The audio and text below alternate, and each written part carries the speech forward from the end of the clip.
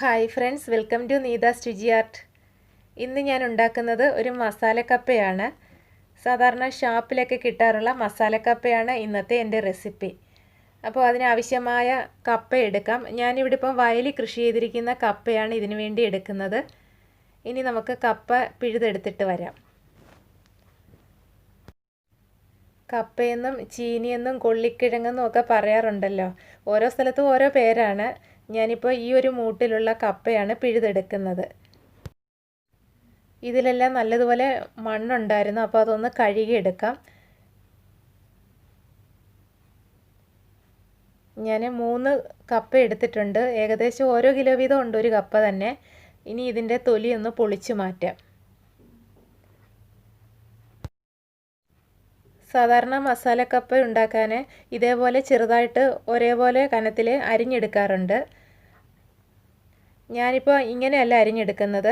നമ്മൾ കപ്പ പുഴുങ്ങാനൊക്കെ മുറിച്ചെടുക്കുമല്ലോ, കുറച്ച് നീളത്തിൽ മുറിച്ചിട്ട് അത് രണ്ടായിട്ടൊന്ന് മുറിക്കുമല്ലോ.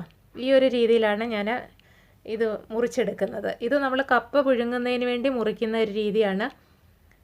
ഇനി ഇത് രണ്ടായിട്ടൊന്ന് മുറിച്ചു കൊടുക്കണം. വലിയ കപ്പയായതുകൊണ്ട് ഒന്ന് രണ്ടായിട്ടോ മൂന്നായിട്ടോ ഒക്കെ ഒന്ന് മുറിച്ചെടുക്കാം. വലിയ കഷ്ണമാണല്ലോ, അപ്പോൾ അതൊന്ന് മുറിച്ചെടുത്തിട്ടുണ്ട്. ഇതിൻ്റെ നടുക്കുള്ള ആ നാരെല്ലാം മാറ്റണം. എന്നിട്ട് ഇനി ഇത് നമുക്ക് നന്നായിട്ട് കഴുകിയെടുക്കാം.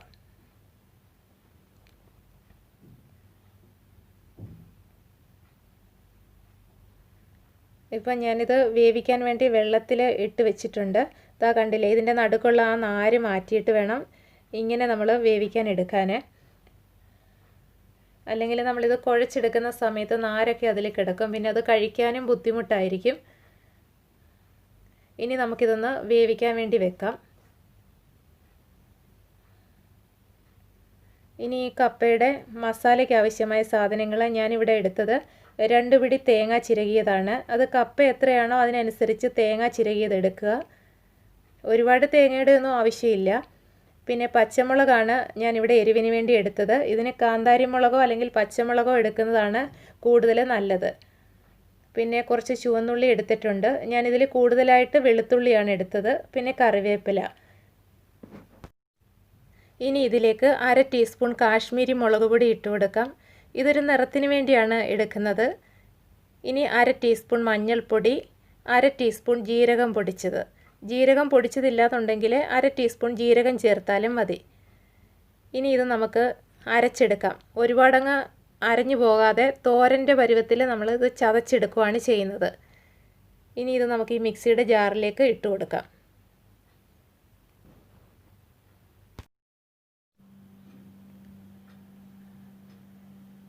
ഈ മസാലക്കപ്പയ്ക്ക് എരിവിന് വേണ്ടത് പച്ചമുളകിൻ്റെയോ അല്ലെങ്കിൽ കാന്താരിമുളകിൻ്റെയോ എരിവാണ്. ഇപ്പോൾ ഇവിടെ എനിക്ക് കാന്താരിമുളക് കിട്ടിയിട്ടില്ല, അതുകൊണ്ടാണ് ഞാനിവിടെ പച്ചമുളക് എടുത്തത്.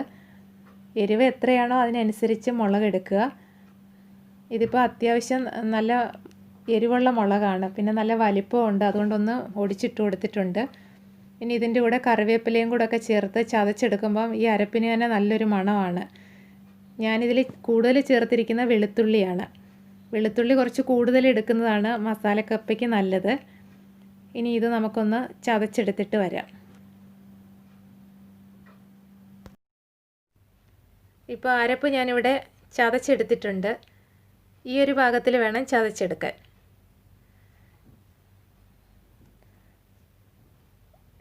കപ്പ നന്നായിട്ട് തിളയ്ക്കുന്നുണ്ട്. ഇത് വെന്തിട്ടില്ല, വെള്ളം നല്ലതുപോലെ തിളച്ച് വന്നിട്ടുണ്ട്. ഇനി ഞാൻ ആദ്യം ഈ വെള്ളം അങ്ങ് ഊറ്റി മാറ്റുകയാണ് ചെയ്യുന്നത്.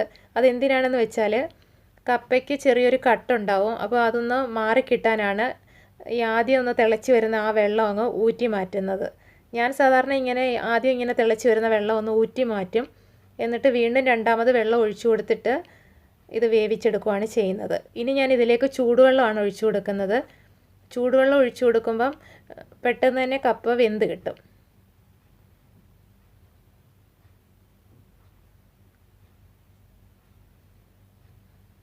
ഇനി ഇതൊന്ന് ഇളക്കി കൊടുക്കാം.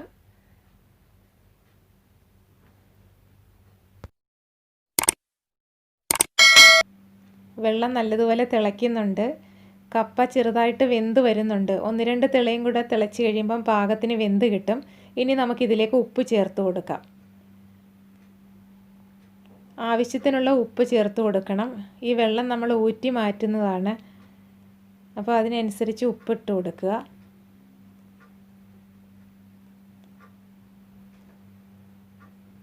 ഇപ്പം കപ്പ പാകത്തിന് വെന്ത് വന്നിട്ടുണ്ട്. വെന്തങ്ങ് ഉടഞ്ഞു പോകരുത്. ഇനി നമുക്കിതങ്ങ് ഊറ്റി മാറ്റാം. ഇനി ഈ വെള്ളം ഊറ്റിക്കഴിഞ്ഞ് കപ്പയിൽ ആവശ്യത്തിന് ഉപ്പില്ല എന്നുണ്ടെങ്കിൽ നമ്മളിവിടെ ചതച്ച് വെച്ചിരിക്കുന്ന മസാലയിൽ കുറച്ച് ഉപ്പ് ചേർത്താൽ മതി. ഇനി നമുക്ക് ഈ മസാല ഇതിലേക്ക് ഇട്ട് കൊടുക്കാം. നല്ലതുപോലെ ആവി വരുന്നുണ്ട്. ഇനി ഒന്ന് അടച്ചു കൊടുക്കാം. അരപ്പൊക്കെ ആ വെന്ത ഒരു മണം വരുന്നുണ്ട്. ഇനി നമുക്കിതിലേക്ക് കടുക് താളിച്ച് ചേർക്കണം. ഇനി ഒരു പാൻ ചൂടാക്കാം. പാൻ ചൂടായിട്ടുണ്ട്. ഇനി ഇതിലേക്ക് ആവശ്യത്തിന് വെളിച്ചെണ്ണ ഒഴിച്ചു കൊടുക്കാം. എണ്ണ ചൂടായി വരുന്നുണ്ട്. ഇനി കടുക് ചേർത്ത് കൊടുക്കാം. 1 ടീസ്പൂൺ കടുക് ഇട്ട് കൊടുക്കാം.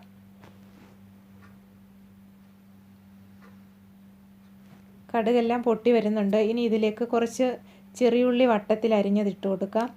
ഇതിൻ്റെ കൂടെ 2-3 വറ്റൽമുളക് മുറിച്ചതും കൂടെ ഇട്ട് കൊടുക്കാം.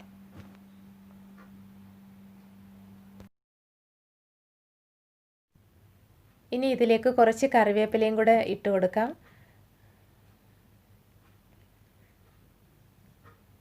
നമ്മളിവിടെ ചതച്ച് വെച്ചിരുന്ന അരപ്പ് ഇതിലൊന്ന് വഴറ്റിയതിന് ശേഷം കപ്പയിൽ ചേർത്ത് കൊടുക്കാം. അങ്ങനെ മസാലക്കപ്പ തയ്യാറാക്കാറുണ്ട്. ഇനി ഈ കടുക് തളിച്ചത് ഈ കപ്പയിലേക്ക് ഒഴിച്ചു കൊടുക്കാം. ഇപ്പോൾ അരപ്പൊക്കെ നന്നായിട്ട് വെന്തിട്ടുണ്ട്. നല്ലൊരു മണമൊക്കെ വരുന്നുണ്ട്. ഇനി നമുക്ക് 2-3 മിനിറ്റ് ഇതൊന്ന് അടച്ചു കൊടുക്കാം. എന്നിട്ട് ഇതൊന്ന് നന്നായിട്ട് കുഴച്ചെടുക്കണം. കുറച്ച് വെയിറ്റുള്ള എന്തെങ്കിലും ഒരു കോലോ ഒരു കുഴവിയോ വെച്ച് ഇതങ്ങ് നന്നായിട്ട് ഇളക്കിയെടുക്കാം. ഞാനിവിടെ ഇപ്പോൾ ഇടികല്ലിൻ്റെ ഒരു കുഴവി എടുത്തിട്ടുണ്ട്. ഇതുകൊണ്ട് ഒന്ന് ഉടച്ചു കൊടുത്തിട്ട് നല്ലതുപോലെ അങ്ങ് കുഴച്ചെടുക്കാം.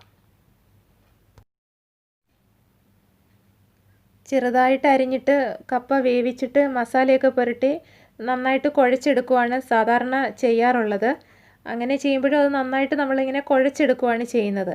എനിക്ക് അതിൽ എളുപ്പമായിട്ട് തോന്നിയിട്ടുള്ളത് ഇങ്ങനെ പുഴുങ്ങുന്നതിന് വേണ്ടി നമ്മൾ മുറിച്ചെടുക്കുമല്ലോ ഈ ഒരു രീതിയിൽ, എന്നിട്ട് നല്ലതുപോലെ അങ്ങ് കുഴച്ചെടുക്കുന്നതാണ് എനിക്ക് എളുപ്പമായിട്ട് തോന്നിയിട്ടുള്ളത്.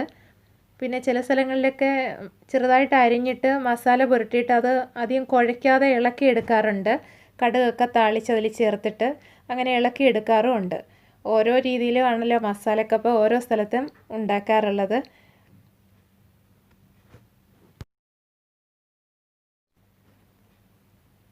അപ്പോൾ നമ്മുടെ മസാലക്കപ്പ ഇവിടെ റെഡി ആയിട്ടുണ്ട്. ഇനി ഇത് നമുക്കൊരു പാത്രത്തിലേക്ക് മാറ്റാം. ഇതിൻ്റെ കൂടെ നല്ലൊരു മീൻകറിയും കൂടി ഉണ്ടെങ്കിൽ അടിപൊളി ടേസ്റ്റാണ്, അടിപൊളി കോമ്പിനേഷനുമാണ്. അപ്പോൾ ഷാപ്പിലൊക്കെ കിട്ടാറുള്ള മസാലക്കപ്പ ഇവിടെ റെഡി ആയിട്ടുണ്ട്.